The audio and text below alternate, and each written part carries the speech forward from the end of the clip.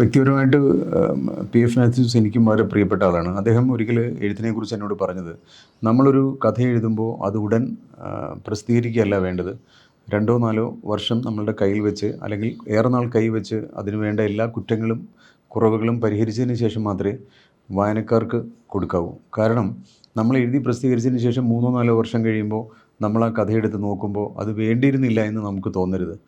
കാരണം എഴുത്തിൻ്റെ തുടക്കകാലത്ത് ചിലപ്പോൾ ഒരു പക്ഷേ അതൊക്കെ നമ്മൾ ചെയ്തു തന്നിരിക്കും. പക്ഷേ എഴുത്തിൽ കുറച്ച് മുന്നോട്ട് വന്നു കഴിയുമ്പോൾ അത് ഒഴിവാക്കണം എന്ന് പി.എഫ്. എന്നോടും പറഞ്ഞിട്ടുണ്ട്. അപ്പം അത് ഞാൻ ചോദിക്കട്ടെ, ഈ ഇന്നത്തെ സമയത്ത് കേരളത്തിൽ ഈ പലതരത്തിൽ സാഹിത്യത്തിൻ്റെ പുസ്തക വിൽപ്പന മോശമാകുന്നു, അല്ലെങ്കിൽ പുസ്തകം വിൽപ്പന നടക്കുന്നില്ല, വായന കുറയുന്നു, ഇങ്ങനെയൊക്കെയുള്ള പല കാര്യങ്ങൾ എഴുത്തുകാരെ ബാധിക്കുന്ന ഒരു വിഷയം തന്നെയാണല്ലോ അത്.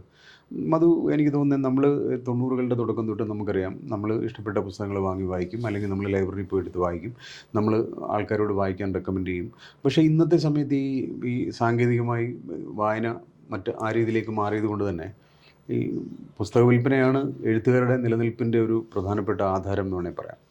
അതെങ്ങനെ ബാധിക്കും മലയാളത്തിലെ? ഞാൻ ഒരിക്കലും പുസ്തക വിൽപ്പന കുറഞ്ഞു എന്ന് പറയുന്നത് പറയില്ല. 2, വായന ഇല്ലാതായി എന്നും പറയില്ല. കാരണം രണ്ടും വളരെ സജീവമായിട്ട് വായിക്കപ്പെടുന്നുണ്ട് എന്നുള്ളതാണ്. കാരണം ഒന്നുകിൽ നിങ്ങളുടെ പുസ്തകത്തിനകത്ത് വായിക്കാറുണ്ടെങ്കിൽ, അല്ലാതെ കിൻഡലിൽ വായിക്കാറുണ്ടെങ്കിൽ, അത് ഓൺലൈൻ മീഡിയം വഴി വായിക്കാറുണ്ട് എന്നുള്ള സാധനം യാതൊരു മാറ്റവുമില്ലാതെ നടന്നു പോകുന്നുണ്ട് ഇവിടെ എന്നുള്ളതാണ്.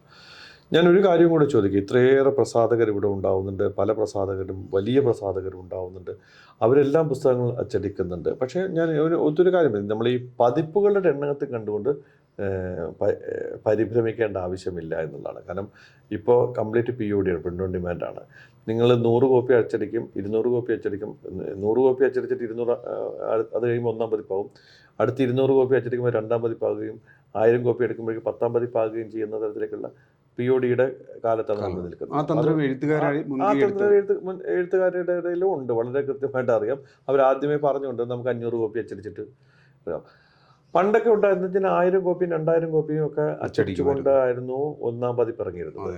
അപ്പോൾ 2000 കോപ്പി വിറ്റുപോകുന്ന ഒരു സാധനം ഉണ്ടായിരുന്നു. ഇപ്പം അതില്ല. പക്ഷേ എന്ന് പറഞ്ഞിട്ട് നമ്മൾ പുസ്തകം വിൽപ്പന ഉണ്ടാവുന്നില്ലേ എന്ന് ചോദിച്ചാൽ പുസ്തകം വിൽപ്പന വിറ്റുപോകുന്നുണ്ട്. അത്രയുമേൽ ഈ ലിറ്റററി ഫെസ്റ്റിവലുകൾ നടക്കുന്നു. ഈ ദേശാന്തരങ്ങളോളം എന്ന് പറയുന്ന പോലെ ഗ്രാമീണമായിട്ട് പോലും ലിറ്റററി ഫെസ്റ്റിവൽ നടക്കുന്ന ഒരു കാലത്താണ് നമ്മൾ നിൽക്കുന്നത്. അപ്പം ഈ ലിറ്റററി ഫെസ്റ്റിവൽ നടക്കുമ്പോഴൊക്കെ ഏതെങ്കിലും ഒരു പബ്ലിഷറായിരിക്കും അത് നടത്തിക്കൊണ്ടുപോകുന്നത്. അപ്പോൾ ആ നടത്തിക്കൊണ്ടുപോകുമ്പോൾ അവരുടെ കെറോപ്പിൽ അത്രമേൽ പുസ്തകങ്ങൾ വിറ്റഴിക്കപ്പെടുന്നുണ്ട് അവിടെ വരുന്ന ആൾക്കാർ. നമ്മുടെ സമൂഹത്തിൽ പലതരത്തിലുള്ള കലാരൂപങ്ങൾ ഒക്കെ നിലനിൽക്കുന്നുണ്ടെങ്കിലും എഴുത്തിനും, അല്ലെങ്കിൽ എഴുത്തിനുണ്ടാകുന്ന സ്വാധീനം സമൂഹത്തിൽ, അത് സാമൂഹികമായിട്ടാണെങ്കിലും രാഷ്ട്രീയമായിട്ടാണെങ്കിലും ആ സ്വാധീനം വളരെ ശക്തമാണെന്ന് തോന്നിയിട്ടുണ്ടോ? അങ്ങനെ ഇത് എഴുത്തുകാരനാണ് എന്ന് പറയുമ്പോഴുണ്ടാകുന്ന എഴുത്തുകാരൻ എന്നുള്ളതല്ലേ ഞാൻ പറയുന്നത്, എഴുത്തിന് സാഹിത്യ രൂപങ്ങൾക്ക് ഒരു കാലാധിവർത്തിയായ, അല്ലെങ്കിൽ ആ തരത്തിലൊരു വായന ഒരു പരിധി വരെ ആളുകളെ വലിയ തോതിൽ സ്വാധീനിക്കുന്നുണ്ട് എന്നെനിക്ക് നല്ല തോന്നി. ഞാൻ ഇതിൻ്റെ ഏറ്റവും നല്ല ഒരു ഉദാഹരണം എൻ്റെ അമ്മയാണുള്ളത്. 90 വയസ്സാകാറേക്ക്. അപ്പം കഴിഞ്ഞൊരു 10-15 വർഷത്തോളമായിട്ട് അമ്മ സജീവമായിട്ട് എല്ലാ പുസ്തകങ്ങളും ഇങ്ങനെ വായിച്ചുകൊണ്ടിരിക്കുന്നതാണ്. അപ്പോൾ ഈ ഇത്രയും വയസ്സായപ്പോൾ അമ്മ പറഞ്ഞു, എൻ്റെ അടുത്ത് പറഞ്ഞു, ഞാൻ ഈ വായിച്ചുകൊണ്ടിരിക്കുന്നതുകൊണ്ടായിരിക്കും ചാവാതിരിക്കുന്നത്, ഞാൻ വായന നിർത്താൻ പോവുകയാണെന്ന് എൻ്റെ അടുത്ത്. അപ്പോൾ ഞാൻ പറഞ്ഞു, നിങ്ങൾ വായിച്ചോ മതി, ഒരു കുഴപ്പമുണ്ടാവില്ല, ഇപ്പോഴൊന്നും മരിക്കേണ്ട ആവശ്യമൊന്നുമില്ല, ഇനിയും കാരണം എല്ലാ കാര്യങ്ങളും ഒറ്റയ്ക്ക് ചെയ്യുന്ന ഒരു രീതിയുള്ള ഒരമ്മയായതുകൊണ്ട് ആ അമ്മയ്ക്ക് വായിക്കാൻ വന്നു. കാരണം ഇരുന്ന് സുഖമായിട്ടിരുന്ന് വായിച്ചുകൊണ്ടേയിരിക്കും എന്നുള്ളതാണ്.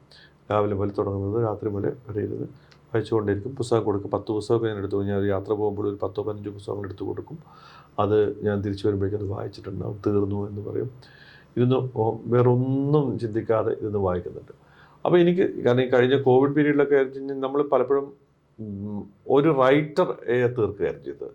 എസ്കേപ്പറ്റേക്കാണ്ട് തീർക്കുന്നു, പിന്നെ തകഴിയെ തീർക്കുന്നു, അങ്ങനെ ഓരോ എഴുത്തുകാരെയായിട്ടും CV ബാലകൃഷ്ണനെ തീർക്കുന്നു.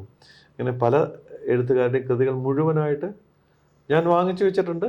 അത് മുഴുവൻ വായിക്കുന്നുണ്ട്, ഞാനും വായിക്കുന്നു. അപ്പോൾ ഇതിനൊരു ഗുണം ഉണ്ടെന്ന് കഴിഞ്ഞാൽ ആ പീരീഡിൽ അമ്മയ്ക്ക് ഞാനെടുത്ത് കൊടുക്കുന്നു, ഞാനും ഇത് റീഡ് ചെയ്യുന്നു എന്നുള്ളതാണ്. അപ്പോൾ അതൊരു വലിയ, അപ്പം നമ്മളിരുന്ന് പലപ്പോഴും അവിടെ ഇരുന്നുകൊണ്ട് പലപ്പോഴും ഞാൻ ആലോചിക്കാറുണ്ട്, അമ്മയെ കൊണ്ട് ഇരുന്നുണ്ട്, പക്ഷേ എനിക്ക് വർത്തമാനം പറയാനൊന്നും വയ്യ, നമ്മൾ ഇതിനെക്കുറിച്ചൊക്കെ മുഴുവൻ ഇരുന്ന് വർത്തമാനം പറയുന്നത്, ഇടയ്ക്ക് ഇരുന്നിട്ട് മാത്രം പറഞ്ഞു അതിനകത്തുള്ള കഥയും ക്യാരക്ടറും എന്നൊക്കെ പറഞ്ഞിട്ട് ഇടയ്ക്ക് എപ്പോഴെങ്കിലും എന്നോട് സംസാരിക്കും.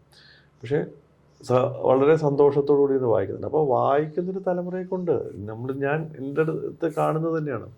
അപ്പം അതുകൊണ്ട് വായനയെ സ്നേഹിക്കുകയും വായനയിൽ നിലനിൽക്കുകയും ചെയ്യുന്ന എഴുത്തിനോട് ആഭിമുഖ്യമുള്ള എഴുത്തുകാരനെ അറിഞ്ഞില്ലെങ്കിൽ പോലും ഈ എഴുതിയതിനെ കുറിച്ച് അറിയുന്ന MT കുറിച്ചുള്ള ലേഖനം പലരും എഴുതിയിട്ടുള്ള പുസ്തകം മാതൃഭൂമി ഇറക്കിയതല്ലോ. ആ ബുക്ക് കൊടുത്തു കഴിയുമ്പോൾ പറഞ്ഞു എനിക്ക് മഞ്ഞൊന്നുകൂടി തരണം എന്നു. അപ്പോൾ ആ പുസ്തകം ഏറ്റവും ലേറ്റസ്റ്റ് പുസ്തകമാണ് അതെന്നുള്ളത്. അത് വായിച്ച് തീർത്തിട്ട് പറഞ്ഞു എന്നോട് മഞ്ഞൊന്നും. ഞാൻ മഞ്ഞ് എടുത്തു കൊടുത്തു. അപ്പോൾ അത് വായിക്കുന്നുണ്ട് ഇപ്പോൾ. അപ്പോൾ ഇതാണ് കാരണം. അപ്പം ഓരോ എഴുത്തുകാരെ കുറിച്ചും മറ്റു കാര്യങ്ങളും ഞാൻ എഴുതിയിട്ടുണ്ട് അതിനകത്ത്. അപ്പം നമ്മൾ വായിക്കുന്നതും നമ്മൾ എഴുതിയതുമായ കൃതികളടക്കം ചേർത്ത് നിർത്തുകൊണ്ടാണ് അമ്മയുടെ അടുത്ത് ഞാൻ കൊടുക്കുന്നത്. അപ്പം എനിക്കറിയാം. അപ്പോൾ അതുകൊണ്ട് തന്നെ വായനയെ ഒരു കാരണവശാലും ഒരു മനുഷ്യനും തള്ളിപ്പറയില്ല.